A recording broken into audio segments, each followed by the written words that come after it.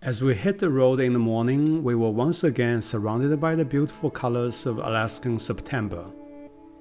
Our first destination for the day was North Pole, a small town located just 2.5 hours drive east of Fairbanks. September in Alaska typically sees temperatures between 40 to 60 degrees Fahrenheit or 5 to 15 degrees Celsius, with the cooler temperatures in the evening and warmer during the day. Despite the shorter days during this time of the year, the daylight hours are still similar to those in other parts of the world. We were excited to visit North Pole because some believe that Santa Claus begins his Christmas journey from here each year.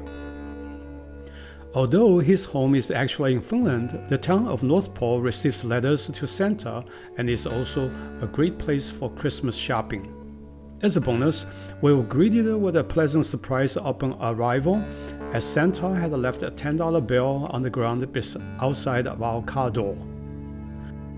The next morning, we woke up to rain, so we decided to focus on indoor activities for the day. Our first stop was the Thompson Cultural and Visitor Center. This center is a great resource for learning more about Fairbanks and the surrounding area, as it offers brochures, maps, Wi-Fi exhibitions, and aurora schedules, all free of charge.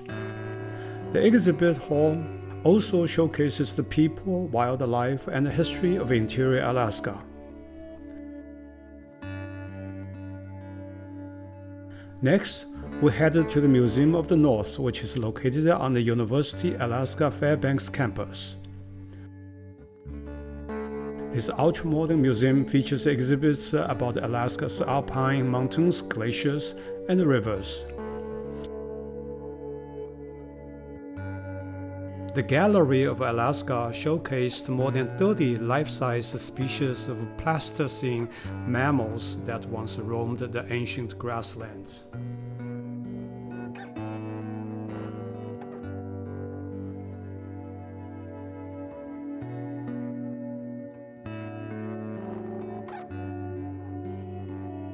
The highlight of the museum is the Roseberry Alaska Art Gallery, which has a collection of works by Alaskan artists throughout the ages, from ancient indigenous carving to contemporary art.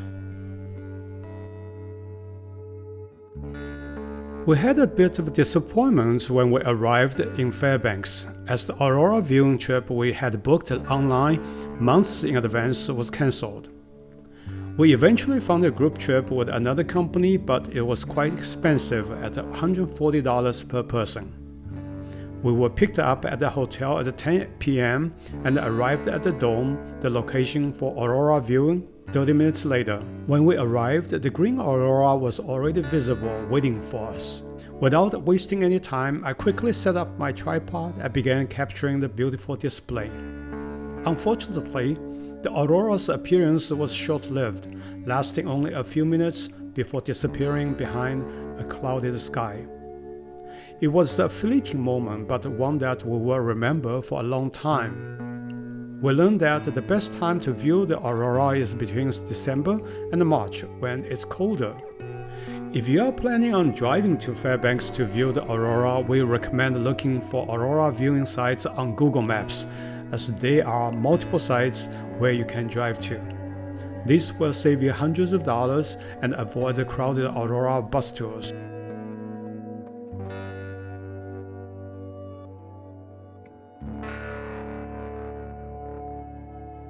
The next day, we set out to explore Shina Hot Spring Resort. The drive from Fairbanks to the resort took approximately 1.5 hours, partly on the steep scenic byway and partly on the Shina Hot Spring Road. The Shina Hot Spring Road had less traffic and offered plenty of opportunities to stop and take in the stunning scenery of the area. If you have limited time in Fairbanks, we recommend skipping the trip, as it can be a bit of detour from the main attractions in the area. As our journey in Fairbanks came to an end, we began our 6-hour drive back to Anchorage. Overall, we had an amazing time in Fairbanks. We highly recommend visiting in September, when the fall foliage is at its peak and the weather is still relatively mild. Closer to the highway. Join us again in 2 weeks for our beautiful Gold Star Dome train ride as we continue our journey through Alaska in the fall.